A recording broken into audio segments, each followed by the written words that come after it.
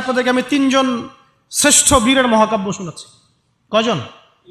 তিনজন শ্রেষ্ঠ বীর পুরুষের মহাকাব্য। নবী সাল্লাল্লাহু আলাইহি ওয়াসাল্লাম একজন সাহাবীকে পাঠালেন, তার নাম হচ্ছে হারিস বিন উবাইদা। কি নাম বলেন? হারিস বিন উবাইদা, তুমি এই চিঠিটা নিয়ে যাও।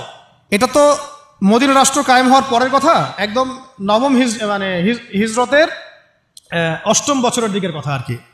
তখন ততদিন হুদাইবিয়ার সন্ধিও হয়ে গেছে এবং কাজা উমরা আদায় হয়ে গেছে এবং খায়বার যুদ্ধ জয় হয়ে গেছে।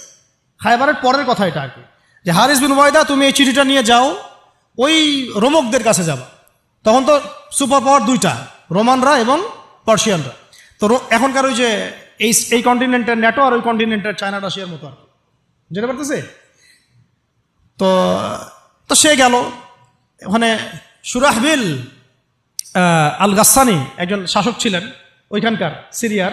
তো সে ওই চিঠিটা দেখে বলতেছে যে আচ্ছা ঠিক আছে, বসো, দেখি কি করা যায়। চিঠিতে লিখা আছে ইসলাম কবুল করেন, আল্লাহ পাক শান্তি বর্ষণ করবেন, আসলিম তাসলিম। ওই যে নবী সাল্লাল্লাহু আলাইহি ওয়াসাল্লাম চিঠি আছে না একটা রাষ্ট্রপ্রধানদের কাছে, তো সে চিঠি পড়ে উদ্ধত আচরণ।